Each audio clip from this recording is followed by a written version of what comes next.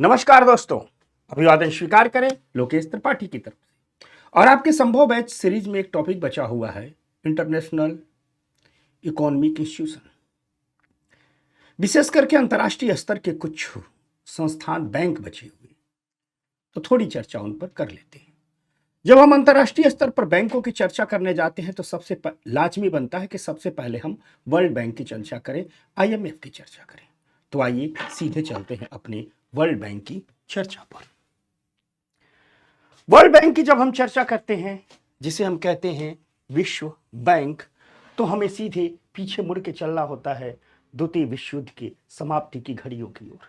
दरअसल 1939 से 1944 तक का ये जो द्वितीय विश्व युद्ध चला,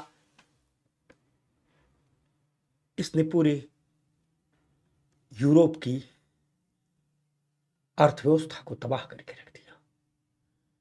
पूरे के पूरे यूरोप के इंफ्रास्ट्रक्चर को तबाह करके रख दिया। आप कहोगे मैं बार बार यूरोप क्यों कह रहा हूं? दरअसल विश्व युद्ध के प्रभाव पूरी दुनिया पर पड़े। बदला तो इसने पूरी दुनिया के राजनीति को, समाज को, अर्थव्यवस्था को, लेकिन जो सबसे गहरा जख्म दिया, जो सबसे गहरे घाव दिए, वो यूरोप को दिए, क्योंकि यह विश्व युद्ध सर्वाधिक यूरोप की धरती पर लड़ा गया। पूरी दुनिया की अर्थव्यवस्थाएं तबाह थी। इसलिए एक तरफ द्वितीय विश्व युद्ध अपनी समाप्ति की ओर बढ़ रहा था, दूसरी तरफ चर्चा हो रही थी कि पुनः दुनिया की अर्थव्यवस्था को कैसे नए सिरे से सजाया जाए, नए सिरे से बनाया जाए। और दुनिया के नेता, अमेरिका का एक शहर है हैम्पशायर, उसमें एक जगह है ब्रेटन वुड्स, वहां पर इकट्ठा हुए। ब्रेटन वुड्स में एक सम्मेलन का आयोजन किया गया। ब्रेटन वुड्स के इस सम्मेलन से दुनिया के नेता इस निष्कर्ष पर पहुंचे कि हमें दो संस्थाओं की जरूरत है, एक विश्व बैंक की, एक IMF। यानी दुनिया के नेता इस निष्कर्ष पर पहुंचे कि एक संस्था की जरूरत हमें IMF की है, इंटरनेशनल मॉनेटरी फंड की है, अंतरराष्ट्रीय मौद्रिक कोष की है, और दूसरी हमें एक विश्व बैंक की है। लेकिन दरअसल जिसे हम विश्व बैंक कहते हैं, शुरुआत में इसका नाम विश्व बैंक नहीं था, इसका नाम था IBRD।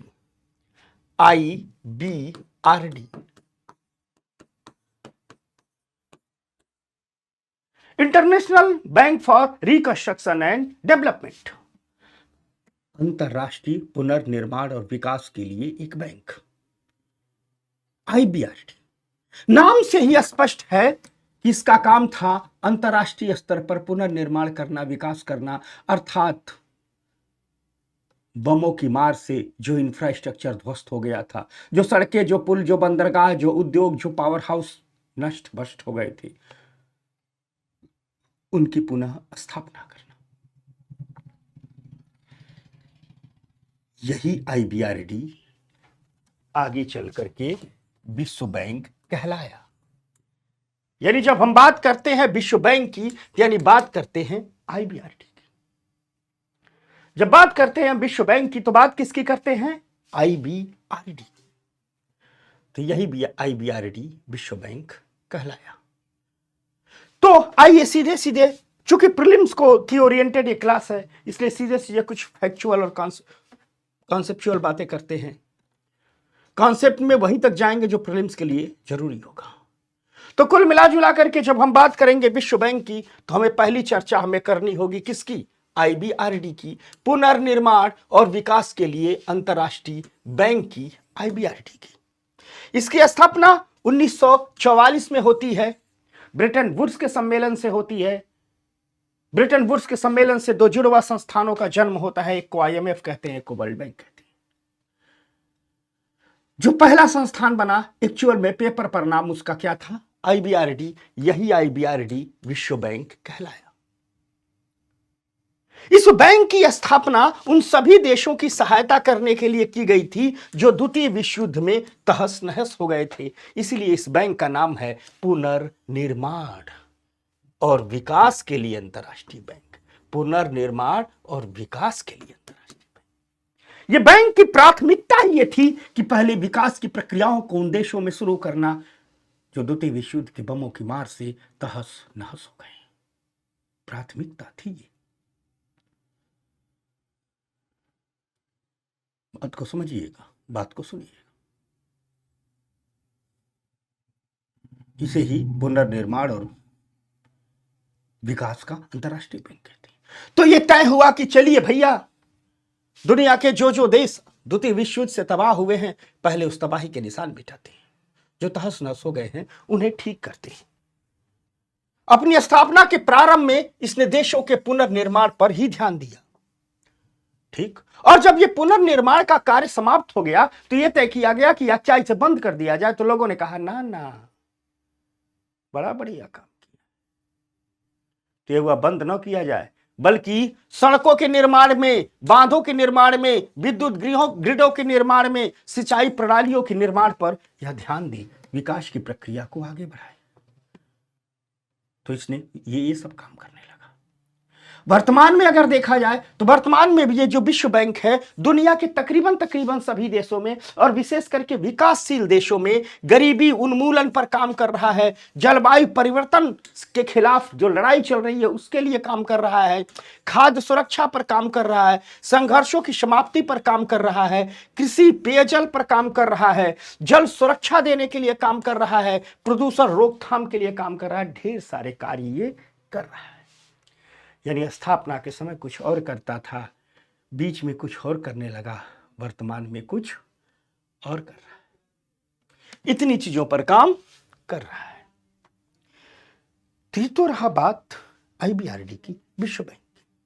जब हम विश्व बैंक कहते हैं तो एक नाम बार बार आता है, विश्व बैंक समूह, world bank group, world bank group, विश्व बैंक समूह।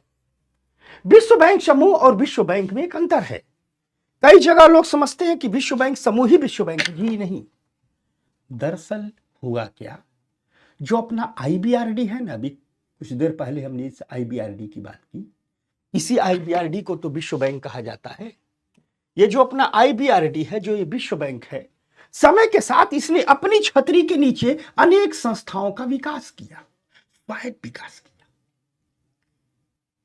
समय समय के साथ इसने अनेक संस्थाओं का विकास किया,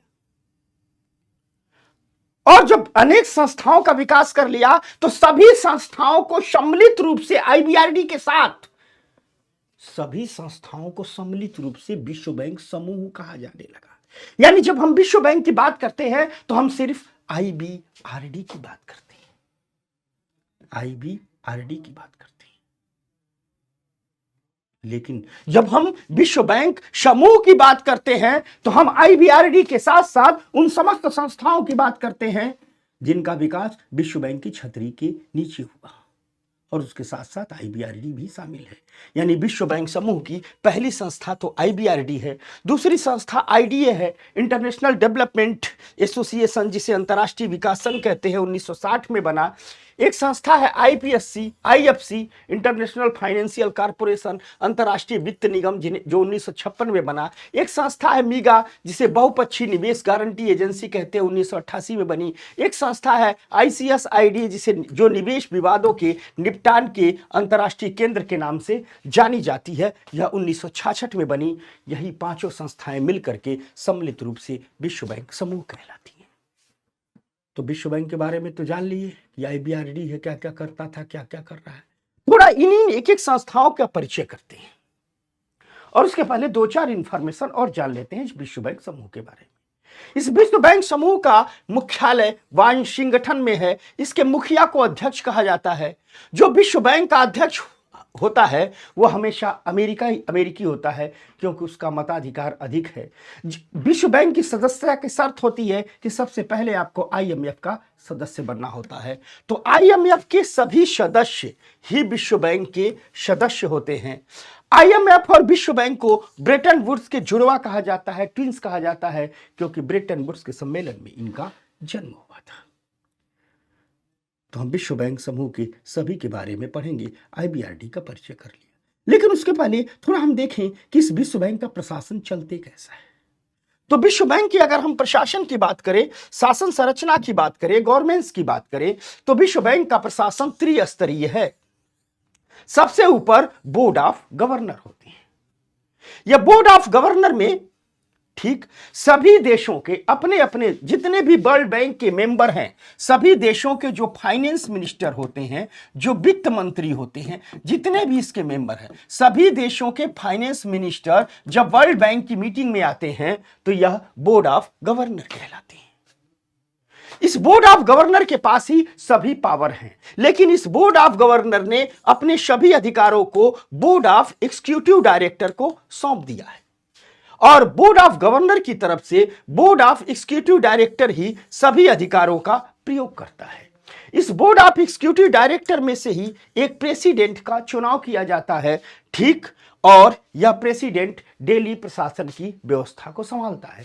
यानी हम कह सकते हैं कि जो विश्व बैंक का शासन है वो एक त्रिस्तरीय शासन प्रणाली होती है। सबसे ऊपर है बोर्ड ऑफ गवर्नर, उसके नीचे है बोर्ड ऑफ एग्जीक्यूटिव डायरेक्टर्स, उसके नीचे है प्रेसिडेंट। अब थोड़ा थोड़ा इनके बारे में जान लेते हैं। Board of governor, board of governor में हमने अभी थोड़ी देर पहले बताया कि सभी देशों, जितने भी सदस्य देश हैं उन देशों के जो फाइनेंस मिनिस्टर होते हैं, वे सभी देशों के फाइनेंस मिनिस्टर जब वर्ल्ड बैंक की मीटिंग में आते हैं तो बोर्ड ऑफ गवर्नर बन जाते हैं। यह board of governor board of executive director का चुनाव करते हैं। प्रत्येक 2 वर्ष में चुनाव होता है। कुल 25 डायरेक्टर का चुनाव किया जाता है, यानी कुल 25 लोग का चुनाव किया जाता है। जब ये सिंगल होते हैं तो इन्हें डायरेक्टर कहा जाता है, लेकिन जब 25 एक साथ मीटिंग में बैठते हैं तो इन्हें बोर्ड ऑफ एग्जीक्यूटिव डायरेक्टर कहा जाता है। इन 25 में से जो 5 निदेशक होते हैं या बड़े देशों से चुने जाते हैं, ऋण और गारंटी की मंजूरी यही 25 निदेशक देते हैं। यानी वर्ल्ड बैंक किसको ऋण देगा, किसको ऋण, किस ऋण की गारंटी देगा, इसके मामले में कार्यभार पूरा का पूरा बोर्ड ऑफ एग्जीक्यूटिव डायरेक्टर ही करता है।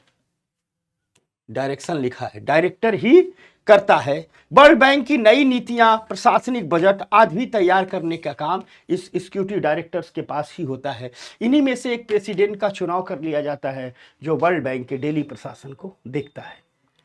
अब कहोगे कि 5 सदस्य तो बड़े देशों के होते हैं, शेष 20 कहां से आते हैं?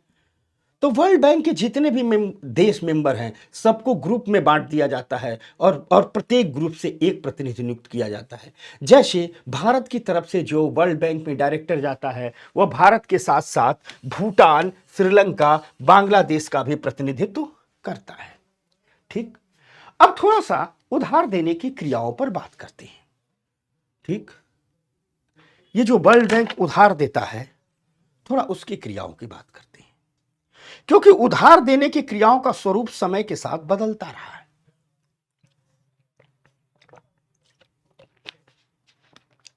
आप कहोगे गुरुजी कैसे बदलता रहा है, तो बताता हूं। ठीक, देखो, जब वर्ल्ड बैंक शुरू हुआ तो शुरुआत के 2 दशक तक यानी 20 सालों तक यह बैंक बुनियादी संरचनाओं के विकास के लिए ही कर्जे देता था, यानी बेसिक इंफ्रास्ट्रक्चर के विकास के लिए ही कर्जे देता था।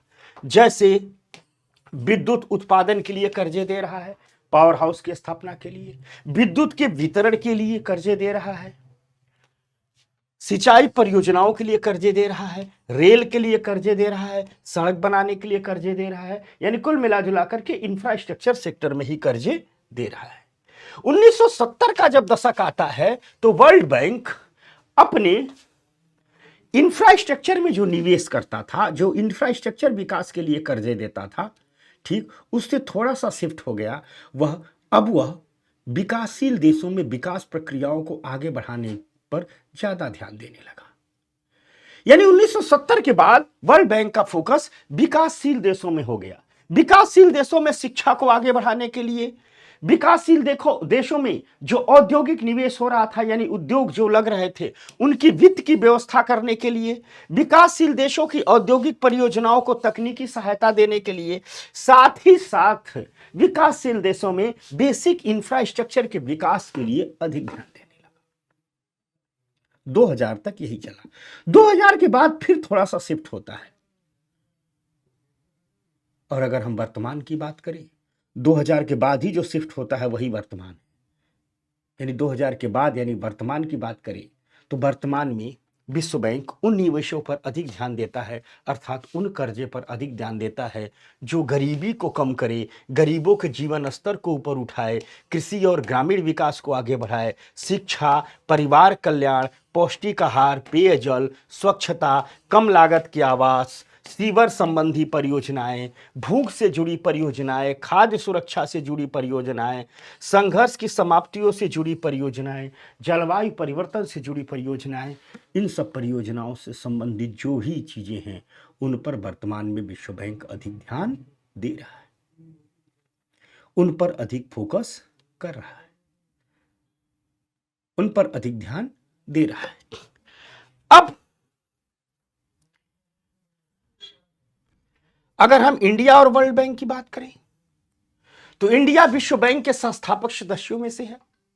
भारत विश्व को विश्व बैंक से कृषि, स्वास्थ्य, शिक्षा, पोषण, गरीबी उन्मूलन, आधारिक संरचना आदि पर काफी मदद मिली है। वर्तमान में विश्व बैंक भारत की ढेर सारी परियोजनाओं को ऋण दे रहा है, जैसे वर्तमान में सर्व शिक्षा अभियान को विश्व बैंक ऋण दे रहा है, स्वच्छ भारत मिशन को ऋण दे रहा है, प्रधानमंत्री कृषि सिंचाई योजना को ऋण दे रहा है, वाटर शेड प्रबंधन परियोजना को ऋण दे रहा है, निरांचल परियोजना को ऋण दे रहा है, दीनदयाल उपाध्याय अंत्योदय योजना, राष्ट्रीय ग्रामीण आजीविका मिशन को पैसा दे रहा है, राष्ट्रीय गंगा नदी बेसिन परियोजना को पैसा दे रहा है, भारतमाला, सागरमाला, अमृत योजना को पैसा दे रहा है, तमाम कानूनी संस्थाओं की स्थापना के लिए पैसा खर्च कर रहा है, तमाम वे प्रयास जो भ्रष्टाचार को कम करे उनके लिए जो इंफ्रा बनाए जा रहे हैं उनके लिए पैसा दे रहा है। वर्तमान में जो आपको लिस्ट दिखाया हमने, इन सभी परियोजनाओं की फंडिंग विश्व बैंक कर रहा है, इसे याद कर लीजिएगा। तो ये रही विश्व बैंक की एक थोड़ी सी समझ। अब थोड़े हम बात करते हैं जो विश्व बैंक समूह में IBRD के अलावा अन्य संस्थाएं हैं इनकी थोड़ी थोड़ी बातें। जैसे IBRD के अलावा एक संस्था है IDA, क्योंकि IBRD ही विश्व बैंक है। तो अब हम जब IDA, IFC, मीगा और ICS ID पढ़ लेंगे तो विश्व बैंक समूह हो जाएगा। तो थोड़ा सा IDA पढ़ ले। तो IDA यानी इंटरनेशनल डेवलपमेंट एसोसिएशन, अंतर्राष्ट्रीय विकास परिषद, यह विश्व बैंक की सहयोगी संस्था है। विश्व बैंक का अध्यक्ष ही IDA का भी अध्यक्ष होता है। विश्व के जो दरिद्रतम देश हैं, गरीब देश हैं, वह इसके मेंबर होते हैं। IDI की सदस्यता विश्व बैंक के सभी सदस्यों के लिए खुली हुई है। केवल विश्व बैंक के ही सदस्य IDI के सदस्य हो सकते हैं। जो विश्व बैंक का सदस्य नहीं है वो IDI का सदस्य नहीं हो सकता है।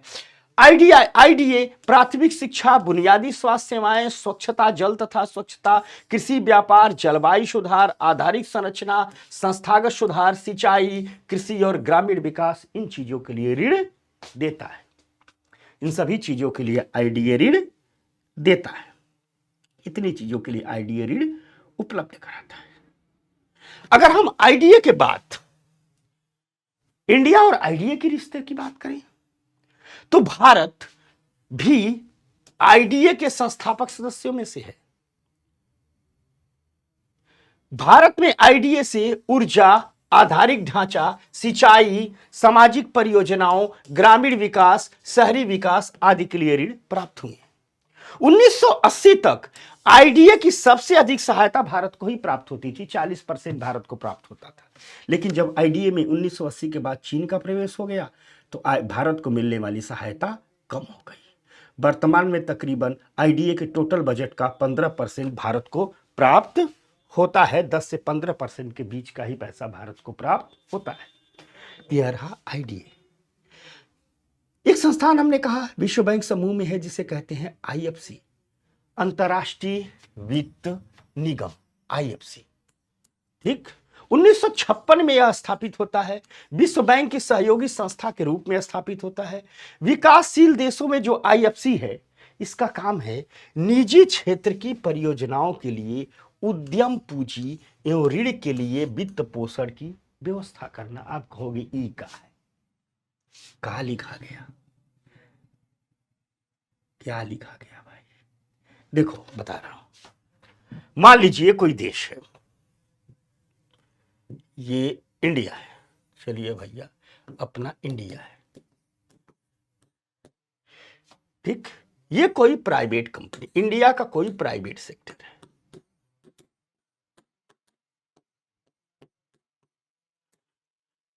ठीक। अब यह इंडिया में कोई प्राइवेट सेक्टर है जो किसी उद्योग की स्थापना कर रहा है,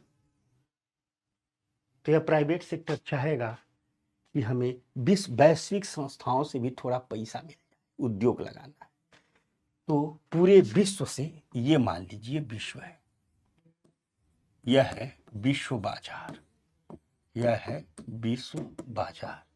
ये चाहेगा कि इस विश्व बाजार से थोड़ा पैसा मिल जाए, देसी भाषा में से, या पूंजी मिल जाए, ताकि हम अपना उद्योग लगाएं। भाई भारत से तो ले ही रहा, थोड़ा विश्व बाजार से मिल जाए। अब विश्व बाजार से जो पैसा या पूंजी मिलेगी उद्योग लगाने में, उसे क्या कहेंगे? उद्योग लगाने के लिए पूंजी मिल रही है तो उसे कहेंगे उद्यम पूंजी। अब है क्या, विश्व बाजार में तमाम संस्थाएं, विश्व बाजार में तमाम संस्थाएं हैं जो दुनिया भर के देशों को उद्यम पूंजी उपलब्ध करवाने में मदद करती हैं, लेकिन इन संस्थाओं को गारंटी चाहिए। अब यहीं पर खड़ा होता है आईएफसी, यहीं पर खड़ा होता है आईएफसी। आईएफसी इन दुनिया भर की तमाम संस्थाओं के पास जाता है। ये आईएफसी विश्व बाजार में जाएगा, विश्व बाजार में किसके पास जाएगा? तो संस्थाओं के पास जाएगा, इनसे उद्यम पूंजी जुटाएगा, इनको मनाएगा, तमाम तरीके होते हैं, यहाँ चर्चा नहीं करेंगे।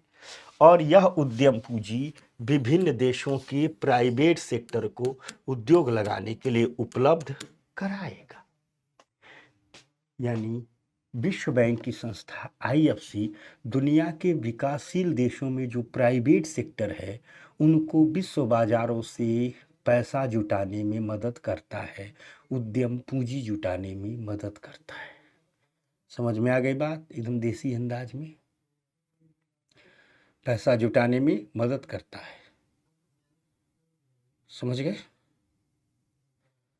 ठीक, क्लियर हो गया? ये है आईएफसी।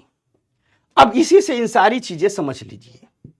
आईएफसी, आप कहोगे कि यानी प्राइवेट सेक्टर को एक प्रकार से अपने सदस्य देशों के प्राइवेट सेक्टर की मदद कर,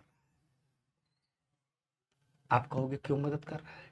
अरे भैया, जो ये विश्व बैंक है यह केवल सदस्य देश की सरकारों को ऋण देता है। विश्व बैंक जब भी ऋण देगा किसको देगा? सरकारों को ऋण देता है।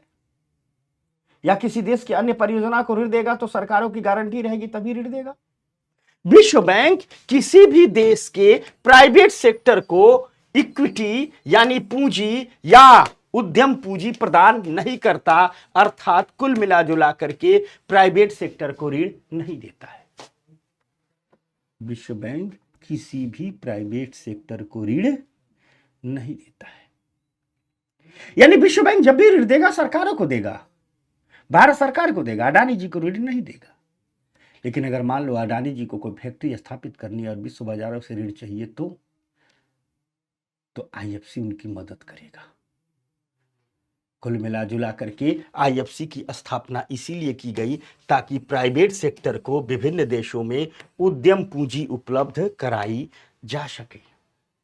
इसीलिए विश्व बैंक के जितने भी सदस्य हैं सब आईएफसी के सदस्य होते हैं। अगर इंडिया और आईएफसी के रिश्ते की बात किया जाए तो भारत आईएफसी की स्थापना से ही इसका सदस्य रहा है। भारत को अधिकतर निवेश दीर्घकालिक कर्जे के रूप में प्राप्त हुए हैं। यानी भारत के प्राइवेट सेक्टर को तमाम प्रकार का निवेश लॉन्ग टर्म लोन के रूप में आईएफसी ने उपलब्ध करवाया है। भारत में मुख्य रूप से पावर इंडस्ट्री यानी बिजली उद्योग यानी शक्ति उद्योग, लोहा उद्योग और मोटर उद्योग, पेट्रो रसायन उद्योग तथा विनिर्माण उद्योगों में निवेश प्राप्त हुआ है, पैसा प्राप्त हुआ है। मैन्युफैक्चरिंग इंडस्ट्री में निवेश प्राप्त हुआ है, पैसा प्राप्त हुआ है। ये सब सारी चीजें प्राप्त हुई।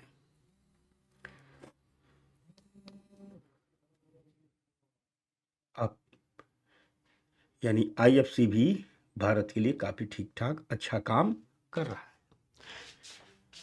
अब बचता है, अगर हम वर्तमान की बात करें तो वर्तमान में पब्लिक प्राइवेट पार्टनरशिप के तहत भारत में जलवायु परिवर्तन से निपटने वाली जितनी परियोजनाएं चला रही हैं सबके परियोजना में आईएफसी मदद किया है। पानी की कमी की चुनौतियों का सामना करने वाली जितनी परियोजनाएं चल रही है उनमें आईएफसी मदद किया है,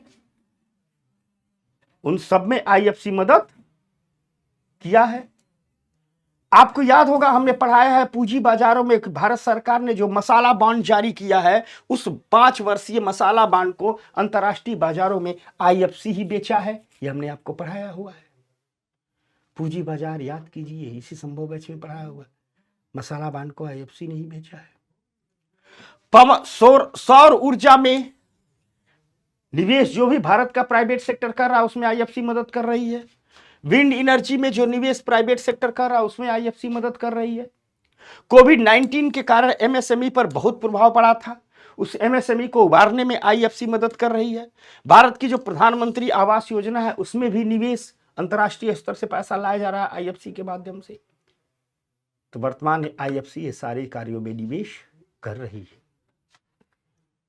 अब थोड़ी बात करते हैं मीगा की, मल्टीलेटरल इन्वेस्टमेंट गारंटी एजेंसी, बहुपक्षीय निवेश गारंटी एजेंसी जिसे मीगा कहते हैं। विश्व बैंक की सबसे नई नवेली संस्था है, 1988 में ही स्थापना हुई थी और यह अंतर्राष्ट्रीय वित्त निगम के साथ संयुक्त रूप से काम करता है। यह करता क्या है? देखो सीधा सा बात, जैसे मान लो ये कोई देश है, ये कोई मान लो कोई देश है, कोई भी ये मान लो कोई देश है, कोई देश है, ये कोई दुनिया का किसी देश का कोई प्राइवेट इन्वेस्टर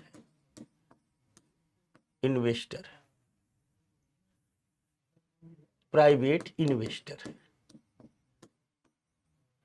मान लीजिए अमेरिका का कोई प्राइवेट इन्वेस्टर है या किसी देश में आता है, फैक्ट्री लगाता है, उद्यम लगाता है, यह आ गया यानी इन्वेस्ट कर दिया, निवेश कर दिया। अब इस इन्वेस्टर ने जो निवेश किया है इसके पास दो प्रकार के रिस्क है, जोखिम ले रहा है कि नहीं ले रहा है। एक जोखिम है व्यापारिक जोखिम, फायदा होगा कि घाटा होगा। तो भाई दुनिया में कोई भी व्यवसाय करने जाते हो तो व्यापारिक जोखिम तो लेना पड़ता है, लेकिन एक होता है राजनीतिक जोखिम जिसे गैर व्यापारिक जोखिम भी कहते हैं, या यूं कहिए कि एक होता है व्यापारिक जोखिम, एक होता है गैर व्यापारिक जोखिम। जो गैर व्यापारिक जोखिम है इसे ही राजनीतिक जोखिम भी कहते हैं। इस गैर व्यापारिक जोखिम में शामिल होता है हिंसा। मान लीजिए इस देश में हिंसा हो जाए, इस देश में सशस्त्र विद्रोह हो जाए। अब बांग्लादेश में जहां के लोग अपने प्रधानमंत्री के कपड़े लूट लिए, तो वहां के लोग अगर किसी विदेशी निवेशक की कंपनी रहेगी तो उसका कंपनी नहीं लूट लेंगे। श्रीलंका में लोग घुस कर राष्ट्रपति आवास का मुर्गी मुर्गा तक उठा लाए, तो व्यापारी का क्या हाल होगा? तो ऐसे देशों में व्यापारी निवेश करने से डरेगा ना। तो जब कोई प्राइवेट इन्वेस्टर इन तमाम देशों में निवेश नहीं करता है, इन्वेस्टमेंट करने से हिचकता है, वो कहता है रिस्क है, हम व्यापारिक जोखिम का रिस्क तो ले लेंगे, ये जो राजनीतिक जोखिम है, जो हिंसा है, सशस्त्र विद्रोह है, अशांति है, दंगा है, जो अशांति है, इससे हमारा नुकसान हुआ तो हमारा क्या होगा? कहता है कि इससे हमारा नुकसान हुआ तो हमारा क्या होगा?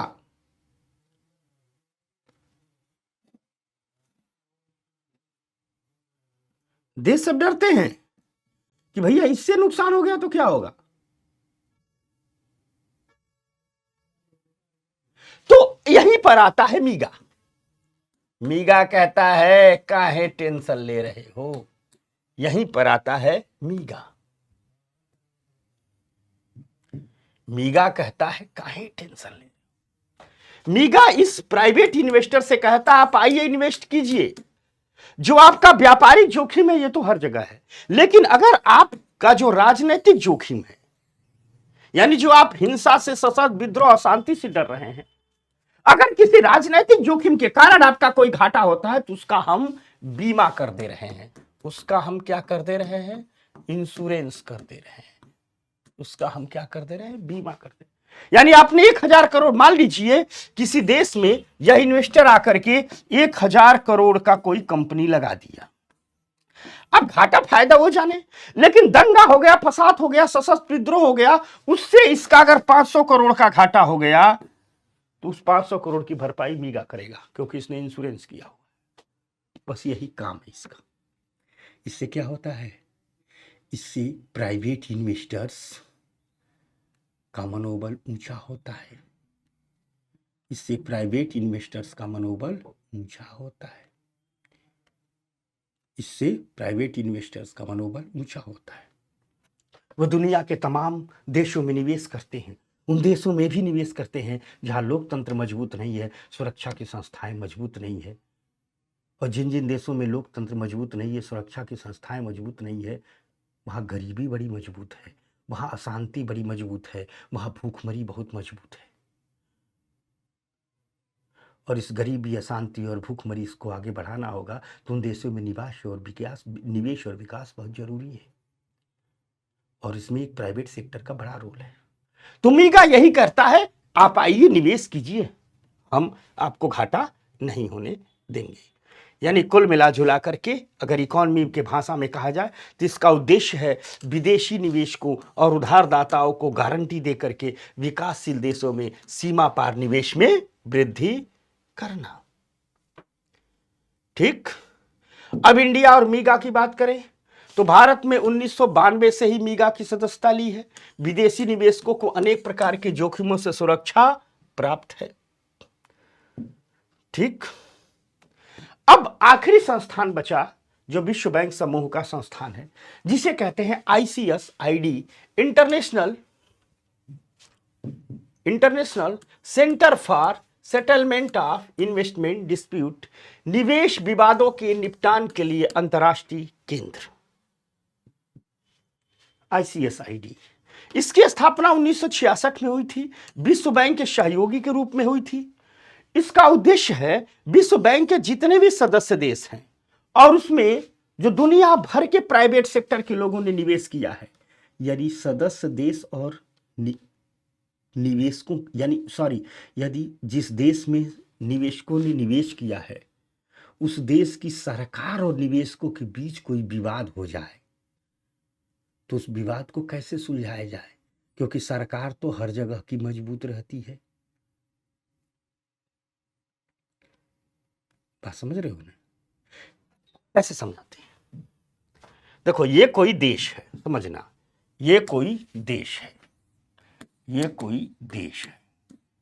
ठीक, तो इस देश में एक सरकार होगी, इस देश में एक सरकार होगी, और ये कोई निवेशक है, यह कोई इन्वेस्टर, यह कोई इन्वेस्टर। मान लीजिए यह अमेरिका का कोई इन्वेस्टर है कोई अफ्रीका का उरुंडी बुरुंडी कोई देश है मान लीजिए। अब इस इन्वेस्टर ने इन्वेस्ट किया तो यहां इन्वेस्टर आ गया, ये कौन हो गया, इन्वेस्टर आ गया। किसी मामले को लेकर के मान लीजिए गवर्नमेंट और इन्वेस्टर के बीच विवाद हो जाए तो सरकार तो भारी पड़ेगी। तो ऐसे में इस विवाद का समाधान कैसे होगा? तो विश्व बैंक ने कहा इस विवादों के समाधान के लिए हम एक अंतर्राष्ट्रीय संस्था बनाते हैं, ठीक, जिसका नाम रख देते हैं ICSID, निवेश विवादों के निपटान के लिए अंतर्राष्ट्रीय केंद्र, international centre for settlement of investment dispute, ICSID। यानी निवेशक और सरकार के बीच दुनिया के किसी भी देश में, वे देश जो विश्व बैंक के मेंबर है, यदि विवाद होता है, विवादों का समाधान कौन करेगा, ICSID, जिसका यही काम है। जब सरकार और निवेशक के बीच लड़ाई झगड़ा होता है तो समझौता कराता है। अब दिक्कत क्या है, सब कुछ ठीक है, भारत इसका मेंबर नहीं है, इंडिया इसका मेंबर नहीं है, मेंबर नहीं, भारत इसका मेंबर नहीं है, भारत इसका सदस्य नहीं। भारत क्यों सदस्य नहीं है? दो कारण है। पहला, भारत का कहता है कि जो इस आईसीएसआईडी के नियम है, भारत का कहना है, भारत का कहना है कि जो आईसीएसआईडी के नियम है यह विकासशील देशों की ओर झुकाव रखते हैं, ठीक या सॉरी, यह विकसित देशों की ओर झुकाव रखते हैं। यानी जो विवादों का निपटान करता है आईसीएसआईडी, उसके कुछ नियम बने हुए हैं। भारत का कहना है विश्व बैंक ने ऐसे नियम बनाए हैं जिससे विकसित देशों का फायदा हो, यानी निवेशक का फायदा हो, सरकारों का घाटा हो। और निवेशक किसके हैं? विकसित देशों के हैं। तो पहली आपत्ति भारत को आईसीएसआईडी के नियमों से है, पहली आपत्ति। दूसरी आपत्ति भारत को यह है, भारत का कहना है कि भारत के भीतर किसी भी विवाद की स्थिति में भारतीय न्यायालयों के निर्णय को ही सर्वोच्च माना जाता है। भारत कहता है चाहे तुम एलन मस्क हो, चाहे बिल गेट्स हो, भारत में आके निवेश करोगे और कोई लड़ाई झगड़ा होगा सरकार के साथ, तो भारत का जो सुप्रीम कोर्ट निर्णय देगा वही सर्वोच्च है। हमारे यहां कोई आईसीएसआईडी उडी नहीं चलती है, न्यायालय की सर्वोच्चता है।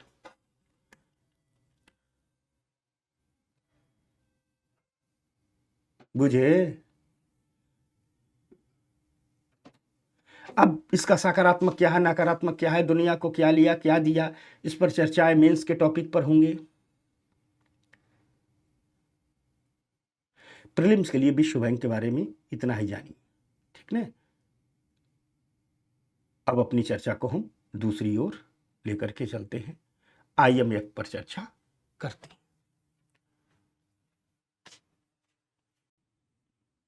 ये जो अपनी आईएमएफ वाली चर्चा है, इस चर्चा को शुरू करने से पहले मैं आपको इंपॉर्टेंट इंफॉर्मेशन दे दूं, नहीं तो भूल जाएगा। इंफॉर्मेशन ये है आपके लिए, मैंने एक पहल शुरू की है, ये पहल शुरू हो गई है। हमने कहा आप शुरू करने के बाद सूचना दूंगा। पहल ये है कि आज ये संभव बैच का ये तो आखिरी क्लास है, फिर आप लोग इकोनॉमी का करंट कैसे अपडेट करेंगे। हमेशा हमेशा के लिए ये प्रश्न बड़ा था और मैं इसका जवाब ढूंढ रहा था कि मेरे बच्चों ने ही इसका जवाब दे दिया। हमारे विद्यार्थियों ने हमें आदेश दिया कि गुरुजी टेलीग्राम पर आ जाओ। बहुत दिन से मैं भाग भी रहा था टेलीग्राम से, और हर दिन इकोनॉमी के करंट को लेकर के 5-10 मिनट का एक वीडियो दे दिया करो। मैंने इस पर विचार किया, ये सलाह मुझे बड़ी अच्छी लगी और इसमें मुझे मेरे बच्चों का हित नजर आया, तो इसको हमने सिरोधार्य कर लिया। तो ये पहल हमारी शुरू हो चुकी है। ये हमारा स्कैनर दिख रहा है, क्यूआर कोड दिख रहा है, पैसा ट्रांसफर करने वाला नहीं है। अच्छा, सब सोच रहे हैं कि गुरुजी मतलब पैसा ट्रांसफर करने वाला है क्या? नहीं। तो ये हमारी टेलीग्राम आईडी है, टेलीग्राम चैनल की। इस टेलीग्राम आईडी पर आप जाइए, मेरा टेलीग्राम चैनल ज्वाइन कीजिए। आपको करंट अपडेट की क्लास रोज 5-10 मिनट की मिल जाएगी। आप जाएंगे तो अभी टेलीग्राम पर इस बार का जो बजट है उसको छोटे छोटे टुकड़ों में तोड़ करके मैंने वीडियो डाल दिया है। भारत सरकार ने यूपीआई पर जो जो काम किया, यूपीआई पर एक वीडियो डाल दिया है। आरबीआई एक प्रोजेक्ट नेक्सस में शामिल हुई है, उसको डाल दिया है। अभी एक यूपीआई की तर्ज पर एक इंटरफेस शुरू करने की बात चल रही है, यूएलआई, उस पर हमें डाल दिया है। हर दिन आपको 5 से 7 मिनट का, 10 मिनट का एक वीडियो मिलेगा इकोनॉमी की घटनाओं पर।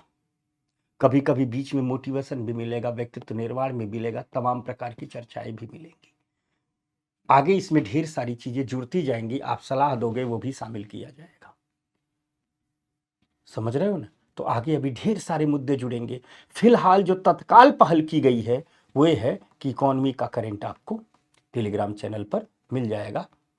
तो आपको हमारी टेलीग्राम आईडी दिख रही होगी, इसे तुरंत ज्वाइन करके हमें बता दीजिए ज्वाइन कर लिए हैं, और फिर उस पर अपना लाभ उठाइए। और आइए सीधे चलते हैं आईएमएफ पर, अंतर्राष्ट्रीय मुद्रा कोष पर, इंटरनेशनल मॉनेटरी फंड पर। इसकी स्थापना 1944 में हुई थी, ब्रेटन वुड्स के सम्मेलन में हुई थी। इस आईएमएफ का प्राथमिक उद्देश्य था पूरी दुनिया में अंतर्राष्ट्रीय मौद्रिक सहयोग को बढ़ावा देना। हमने कहा था ना कि ब्रिटेन वुड्स के सम्मेलन से दो जुड़वा बच्चों का जन्म हुआ था, यानी दो जुड़वा संस्थान बने थे, एक वर्ल्ड बैंक और एक IMF। विश्व बैंक का उद्देश्य था पूरी दुनिया में विकास की गतिविधियों को प्रोत्साहित करना, तो IMF का उद्देश्य था पूरी दुनिया में विभिन्न देशों के बीच मौद्रिक सहयोग को बढ़ावा देना। मौद्रिक सहयोग से आशय ये है कि यदि कोई देश भुगतान संतुलन की समस्या से गुजरता है, अर्थात किसी देश के पास इतनी विदेशी मुद्रा भंडार नहीं है कि वह विदेशों से अपने आयात को जारी कर सके, पेट्रोलियम, दवाइयाँ, मशीनरी जो भी खरीदना हो खरीद सके, तो IMF उस देश के इस भुगतान संतुलन की समस्या के समाधान के लिए या विदेशी मुद्रा के संकट की समस्या के समाधान के लिए मदद करता है, कार्य करता है। बेसिक बात यही है। यह IMF के कार्यों को 3 भागों में बांटा जाता है। एक वित्तीय सहायता वाले कार्य, दूसरा निगरानी तंत्र और तीसरा क्षमता विकास। वित्तीय सहायता में हमने अभी बताया कि कोई देश जब भुगतान संतुलन की समस्या का शिकार होता है, यानी किसी भी देश के पास जब विदेशी मुद्रा की क्राइसिस आ जाती है, जिसे हम कहते हैं अंतर्राष्ट्रीय तरलता की समस्या का जन्म हो जाता है, या सीधी सहज भाषा में कहें कि किसी भी देश के पास इतनी विदेशी मुद्रा नहीं है कि जो विदेशी बाजारों से खरीदारी करता है वो कर सके, तो उसको वित्तीय मदद देने के लिए IMF हाजिर हो जाता है। पहला कार्य। दूसरा कार्य है निगरानी तंत्र। IMF ने तमाम संस्थाओं का विकास किया है, जो संस्थाएं पूरी दुनिया की अर्थव्यवस्था की निगरानी करती रहती हैं, विभिन्न देशों की अर्थव्यवस्था की निगरानी करती रहती हैं, देखती रहती हैं और समय समय पर उन देशों को सलाह भी देती रहती हैं, सुझाव भी देती रहती हैं कि कैसे कीजिए ताकि आपकी अर्थव्यवस्था सही और सुचारू रूप से चल सके। तीसरा काम इसका क्षमता विकास का है। क्षमता विकास से आशय है IMF विभिन्न देशों की विभिन्न आर्थिक संस्थाओं को तकनीकी सहायता देता है, सलाहकारी सहायता देता है, उसके कर्मचारियों को ट्रेनिंग देता है, प्रशिक्षण देता है, ताकि उस देश में बेहतर आर्थिक संस्थाओं का निर्माण किया जा सके, ताकि उस देश में उन क्षमताओं का विकास किया जा सके जिस क्षमताओं से अधिक आर्थिक अवसरों को भुनाया जा सके, अधिक से अधिक आर्थिक विकास किया जा सके। ये इसके प्रमुख कार्य हैं। IMF की जब सदस्यता ली जाती है तो एक सब बात आती है कोटा की। देखिए, सदस्यता और कोटा पर बात करते हैं कि आखिर IMF की सदस्यता की क्या शर्त है और IMF के कोटे की क्या शर्त है। ठीक, देखिए, IMF की सदस्यता की एक ही शर्त है कि IMF का जो समझौता शर्त है, यानी IMF कहता है मेरी ये शर्त है, मेरी शर्तों को मान लीजिए, आप मेरे सदस्य बन जाइए।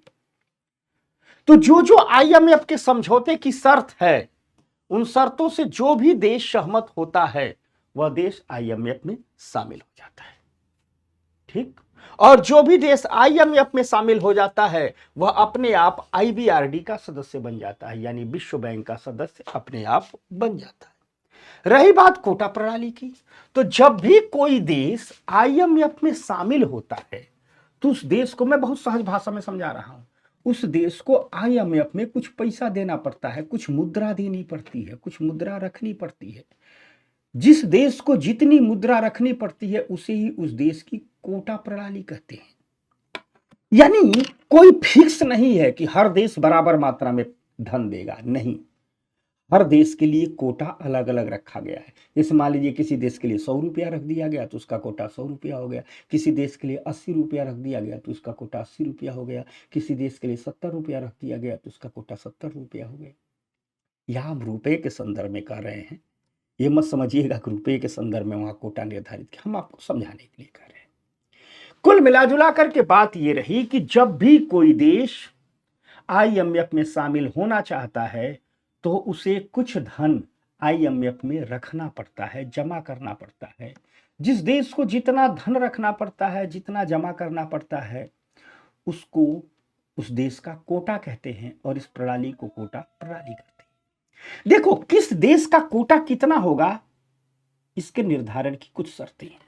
शर्त यह है कि उस देश की GDP कितनी बड़ी होगी, उस देश में आर्थिक खुलापन कितना होगा, उस देश की आर्थिक नीतियों में आर्थिक परिवर्तनशीलता कितनी होगी, उस देश का अंतरराष्ट्रीय मुद्रा भंडार कितना बड़ा है, यह 4 शर्तों के आधार पर किसी देश का कोटा तय होता है।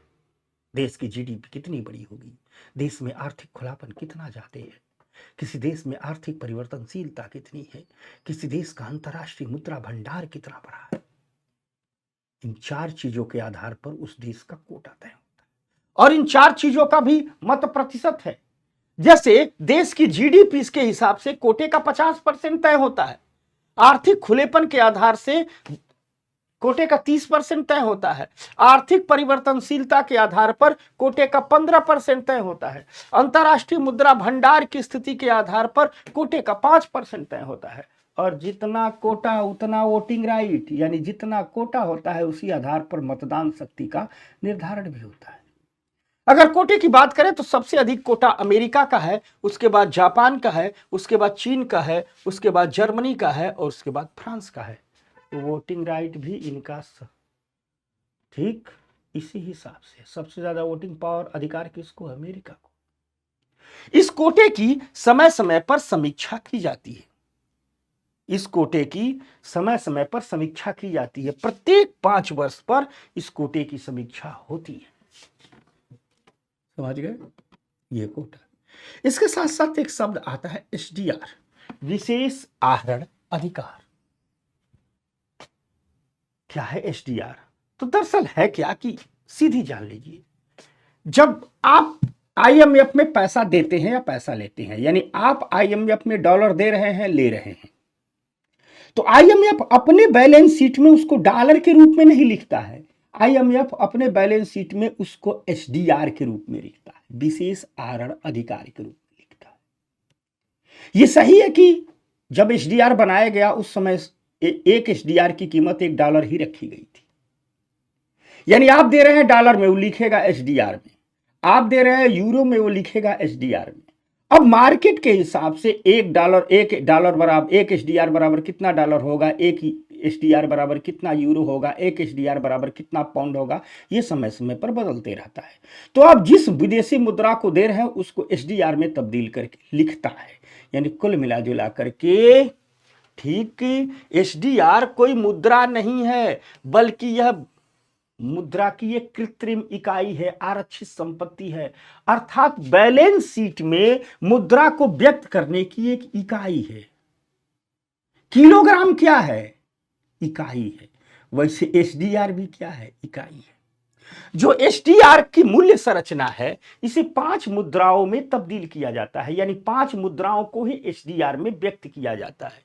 और उसमें सबसे ज्यादा है यूएस डॉलर, अमेरिकी डॉलर, दूसरे नंबर पर है यूरो, तीसरे नंबर पर है रेनबी, ये चीन की मुद्रा है, ठीक, चौथे और 5वें नंबर पर जापानी येन है और ब्रिटिश पाउंड है। इन 5 मुद्राओं को ही एसडीआर में तब्दील किया जाता है, एसडीआर में व्यक्त किया जाता है। तो यही है एसडीआर। अब भारत और आईएमएफ की बात करें तो भारत 1945 में ही आईएमएफ में शामिल हुआ। वर्तमान स्थिति है कि भारत कोटा के आधार पर 8वें नंबर पर है, मतदान के आधार पर भी 8वें नंबर का है, ठीक। 1993 तक भारत को आईएमएफ से 2-3 बार सहायता मिली थी, लेकिन 1993 के बाद आईएमएफ से भारत ने कोई सहायता नहीं ली है, कोई कर्ज नहीं लिया है, बल्कि अब तो उधार देने लगा है। हम आईएमएफ की ऋण सुविधाओं की बात करें तो कई प्रकार की ऋण सुविधाएं हैं। जैसे एक ऋण सुविधा है जिसे स्टैंड बाय प्रणाली कहते हैं। जब कोई देश बीओपी संकट के लिए में फंस जाता है तो तुरंत उसके समर्थन के लिए आईएमएफ ने ऋण सुविधा बनाई हुई है। इसके तहत ठीक आईएमएफ के सभी सदस्य देशों को कर्जा मिलता है और उस पैसे को 3.25 वर्ष से लेकर के 5 वर्ष के भीतर चुकाना पड़ता है, कोई ब्याज नहीं लगता है। एक आईएमएफ की सुविधा है जिसे फ्लेक्सिबल क्रेडिट लाइन कहते हैं, ठीक। वे देश जो बेहतर आर्थिक नीतियों का पालन कर रहे थे लेकिन फिर भी किसी कारण से वो भुगतान संतुलन के संकट में फंस गए हैं, तो उनको आईएमएफ उधार देता है, 3 से 5 वर्ष में यह उधार चुकाना होता है। एक होता है एहतियाती और तरल रेखा जिसे पीएलएल कहते हैं। इसके लिए वे देश जिनका बेसिक इंफ्रास्ट्रक्चर बहुत मजबूत है लेकिन किसी कारण से कुछ समय के लिए भुगतान संतुलन की समस्या खड़ी हो गई है, तो उनको भी 3 से 5 वर्ष के लिए उधार मिलता है। एक है विस्तारित निधि सुविधा। इसके तहत आईएमएफ के सभी सदस्य देशों को मदद मिलती है 4.5 वर्ष से लेकर 10 वर्ष के भीतर इस पैसे को चुकाना होता है। एक त्वरित वित्त पोषण सुविधा है जिसके तहत कोई देश जो भुगतान संतुलन के ऐसे संकट में फंस गया कि तुरंत 1 घंटे के अंदर पैसा चाहिए तो पैसा उधार के रूप में आईएमएफ दे देता है। 3.25 बरस से लेके 5 बरस के भीतर चुकाना पड़ता है। एक होता है त्वरित ऋण सुविधा। यह ऋण सभी देशों को नहीं मिलता है, सिर्फ निम्न आय वाले देशों को मिलता है। 5.5 साल से 10.5 वर्ष के भीतर इस ऋण को चुकाना पड़ता है। याद रखिएगा, आईएमएफ विकास कार्यों के लिए ऋण नहीं देता है। आईएमएफ सिर्फ भुगतान संतुलन की समस्या का शिकार होने पर ही ऋण देता है ताकि अंतर्राष्ट्रीय तरलता की समस्या का समाधान किया जा सके। तो ये एक शॉर्टकट बात रही आईएमएफ की। अब आईएमएफ और वर्ल्ड बैंक के साथ साथ कुछ अन्य संस्थान हैं जो वैश्विक स्तर पर काम कर रहे हैं, जिनमें अब मैं बहुत फोकस में नहीं जा रहा हूं, मैं बहुत अंदर नहीं जा रहा हूं, आईएमएफ का मूल्यांकन इत्यादि नहीं कर रहा हूं, क्योंकि फोकस प्रीलिम्स पर करना है। हाँ, टेलीग्राम चैनल पर जो पहल लेकर के आया हूं उसमें अभी करंट चल रहा है। प्रीलिम्स के बाद मैं मेंस के मुद्दों पर डिस्कशन शुरू करूंगा टेलीग्राम चैनल पर, तो ये सब चीजें चलती रहेंगी। अब बात करते हैं न्यू डेवलपमेंट बैंक। बस फैक्चुअल ही मैं जाऊंगा और मैं फिर से कह रहा हूं मेंस के समय इन्हीं पर मैं मेंस के नजरिए से बढ़ाऊंगा। तो थोड़ा बात करते हैं न्यू डेवलपमेंट बैंक की। 2014 में स्थापना हुई थी। ब्रिक्स के जितने भी देश हैं सबने मिलकर के न्यू डेवलपमेंट बैंक की स्थापना की है। ब्रिक्स के देश आप जानते ही हैं। इसका मुख्यालय चीन के शंघाई में है। अगर सदस्यता की बात की जाए तो जब इस बैंक की शुरुआत हुई थी तो प्रारंभ में सिर्फ ब्रिक्स देशों द्वारा ही इसकी सदस्यता ली जाती थी, यानी ब्रिक्स के मेंबर ही इसके सदस्य बनते थे।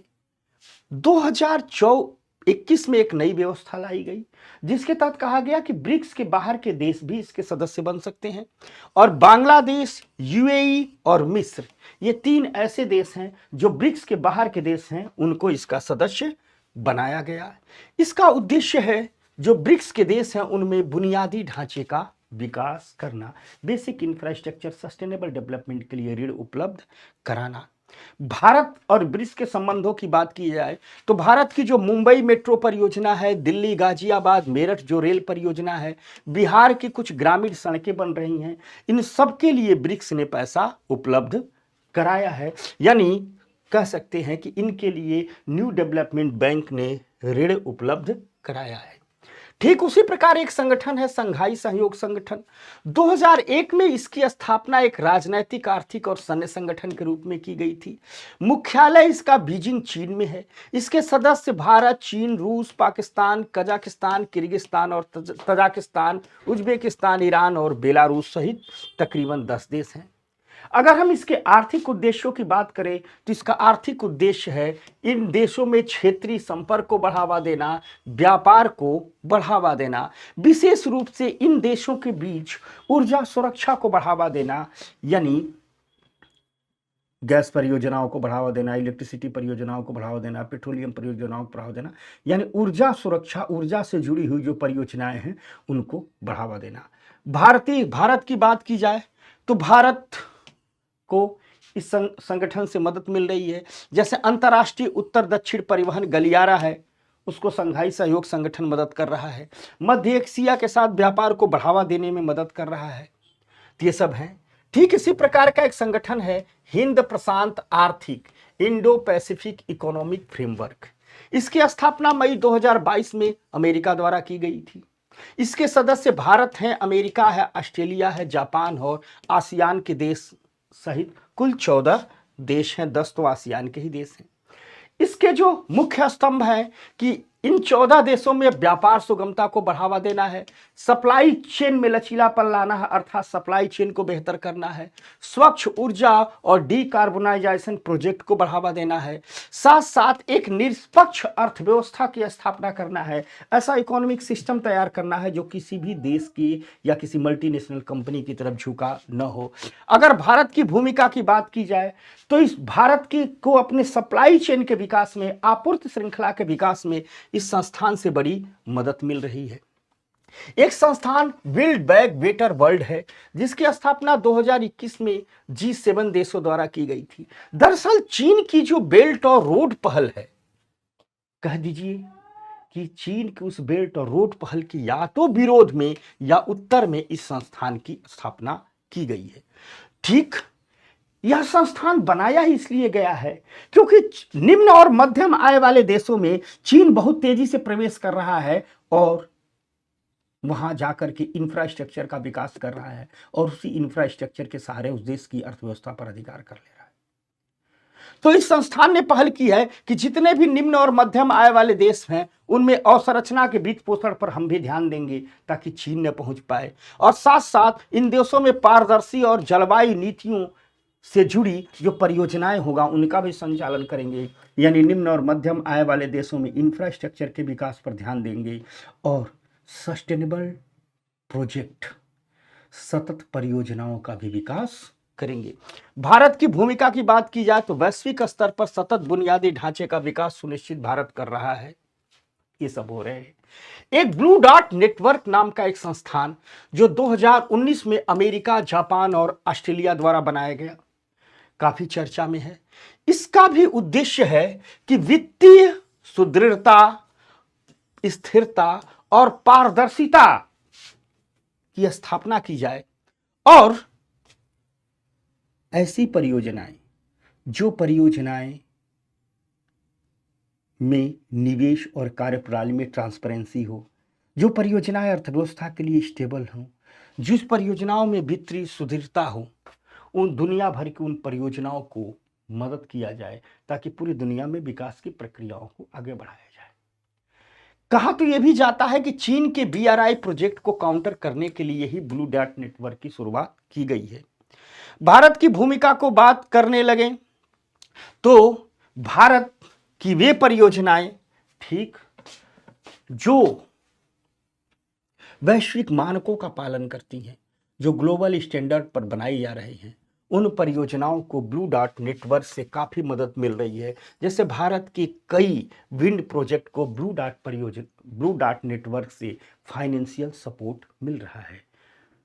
तो पवन ऊर्जा की परियोजनाओं को ब्लू डॉट नेटवर्क से काफ़ी सपोर्ट मिल रहा है, काफ़ी पैसा मिल रहा है। एक अवसंरचना, एशियाई अवसंरचना निवेश बैंक नाम का भी संस्थान है। आप लोग जानते ही होंगे, इसकी स्थापना 2015 में की गई। चीन के बीजिंग में हेडक्वार्टर है। इसकी सदस्यता 105 देशों के पास है।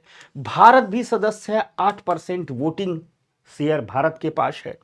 इसके मुख्य विशेषताओं की अगर बात करें तो विशेष करके इंफ्रास्ट्रक्चर प्रोजेक्ट की फंडिंग करता है यह बैंक। यानी अपने सदस्य देशों के बीच जो अवसंरचना का निर्माण हो रहा है उस अवसंरचना परियोजनाओं को यह ऋण देता है। भारत की चेन्नई मेट्रो और मुंबई शहरी परिवहन परियोजनाओं को कर्ज मिला है इस बैंक से, और इन दो परियोजनाओं पर यह बैंक काफी मदद कर रहा है। भारत की इसलिए मैं जोर दे रहा हूं क्योंकि एग्जाम में पूछा जाएगा तो यही पूछा जाएगा। एक संस्थान है एशियाई विकास bank, ADB, Asian development bank. पुराना संस्थान है, स्थापना 1966 में हुई थी। मनीला, फिलीपींस के मनीला में इसका हेडक्वार्टर है। इसका उद्देश्य है एशिया प्रशांत में सामाजिक आर्थिक विकास को बढ़ावा देना। अगर भारत की बहुत कई प्रमुख परियोजनाओं को इससे मदद मिल रही है। जैसे भारत का एक ईस्ट कोस्ट इकोनॉमिक कॉरिडोर है, ठीक, इस ईस्ट कोस्ट इकोनॉमिक कॉरिडोर को भी पैसा एशियाई विकास बैंक से मिला हुआ है। भारत की बेंगलुरु मेट्रो को भी एशियन डेवलपमेंट बैंक से फंडिंग मिल रही है। ठीक, भारत की जो प्रधानमंत्री ग्राम सड़क योजना है, गांव गांव में जो सड़क बन रही है, पक्की सड़कें गांव में बन रही है, उसको भी मदद मिल रही है। ठीक, चेन्नई कन्याकुमारी औद्योगिक विकास गलियारा है, इसको भी ADB फंडिंग कर रहा है। ठीक, तो ये सब जो भारत के प्रोजेक्ट हैं उनको एशियन डेवलपमेंट बैंक से मदद मिल रही है। एक संस्थान है एशियाई अवसंरचना निवेश बैंक AIIB, इस संस्थान की स्थापना 2015 में हुई थी। बीजिंग चीन में है। इसका भी संस्थान का उद्देश्य है बुनियादी ढांचा विकास परियोजनाओं को फंडिंग देना, यानी वित्त पोषण देना, अर्थात पैसे को उपलब्ध कराना। अगर सीधे हम कहें कि AIIB यानी Asia infrastructure investment bank Bharat के लिए क्या कर रहा है, तो भारत के लिए जो कर रहा है उसकी लिस्ट हमने दे दी है। मुंबई शहरी परिवहन परियोजना, बेंगलुरु मेट्रो परियोजना, चेन्नई मेट्रो परियोजना, राजस्थान सोलर पावर प्रोजेक्ट, स्वास्थ्य प्रणाली सुदृढ़ीकरण, ये सारी परियोजनाएं हैं जिनको AIIB से मदद मिल रही है। साथ साथ विश्व बैंक समूह, IMF इत्यादि पर आपने बात कर ही लिया। तो दोस्तों, ये कुछ छोटे छोटे बहुपक्षीय संस्थान हैं जो संस्थान आर्थिक गतिविधियों को आगे बढ़ा रहे हैं। ढेर सारे संस्थान हैं, सैकड़ों हजारों की संख्या में संस्थान हैं, लेकिन सभी संस्थानों की जिक्र नहीं किया। हमने उन संस्थानों का जिक्र किया जो संस्थान भारत की विकास की प्रक्रिया से जुड़े हैं। मुझे लगता है कि प्रीलिम्स के लिए इतना पर्याप्त है। संभव बैच की जब शुरुआत हुई तो हमने कहा था कि पहला फोकस प्रीलिम्स पर है। तो प्रीलिम्स के लिए जितनी इकोनॉमी में चीज़ें पढ़नी है वो सारे टॉपिक हमने कवर कर लिए। बजट की क्लास हो चुकी है, आपको PW ओनली IAS के चैनल पर हमारी बजट की क्लास मिली होगी। साथ ही साथ बिना आपके कहे मेरे बात ये ध्यान में थी कि जब तक जिस दिन संभव बैच का आखिरी वीडियो ले आऊंगा, लेकिन याद रखना ये संभव बैच समाप्त नहीं हुआ है। इसके बाद प्रीलिम्स के बाद हम मेन सीरीज शुरू कर देंगे। अभी आपको मैं उड़ान 500 का वीडियो लेकर के आऊंगा। उड़ान दे चुका हूं, उड़ान 500 लेकर के आऊंगा। तो ये क्लास देखिए और जरूर आप लोग टेलीग्राम चैनल को ज्वाइन कर लीजिएगा। हर दिन आज ही ज्वाइन कीजिएगा तो आज ही वीडियो मिलेगा। हर दिन आपको इकोनॉमी की करंट अफेयर से जुड़ा आपको कोई न कोई बात जो सरल, सहज और अच्छी भाषा में समझाई गई हो आपके सामने आएगी। हमारा आपका साथ कभी खत्म नहीं होने वाला, चलते रहेगा। बहुत जल्दी, तकरीबन एक सप्ताह के अंदर, मतलब अगले वीक में, हम आपको पूरे वर्ष की आर्थिक घटनाओं का जो वार्षिक संकलन है वह उपलब्ध कराएंगे उड़ान 500 के नाम से। इकोनॉमी के प्रत्येक चैप्टर में, बैंकिंग में, वित्तीय बाजार में, मुद्रा बाजार में, कृषि में, उद्योग में और संरचना में पिछले एक साल में क्या हुआ, हम चैप्टर वाइज एक ही वीडियो बनाएंगे और उस एक वीडियो को देख लेंगे तो इकोनॉमी का करंट अफेयर आपका कंप्लीट हो जाएगा। तो ये पढ़ लीजिए इकोनॉमी, एक उड़ान बुक सीरीज भी 5 घंटे का रिवीजन दे दिया है। इकोनॉमी की पिछले एक साल के करंट के लिए कोई टेंशन लेने की ज़रूरत नहीं है। मैं हूँ, और जब मैं हूँ तो मेरे विद्यार्थी तनाव मुक्त रहे। तो आप लोग जब तक इसको पढ़ेंगे एक सप्ताह के अंदर 500 लेकर के आ जाऊंगा। तब तक के लिए नमस्कार, धन्यवाद। मिलते हैं रोज अपने टेलीग्राम चैनल पर, आईडी आपके सामने है, और करंट अफेयर की पढ़ाई शुरू करते हैं। जय हिंद, जय भारत।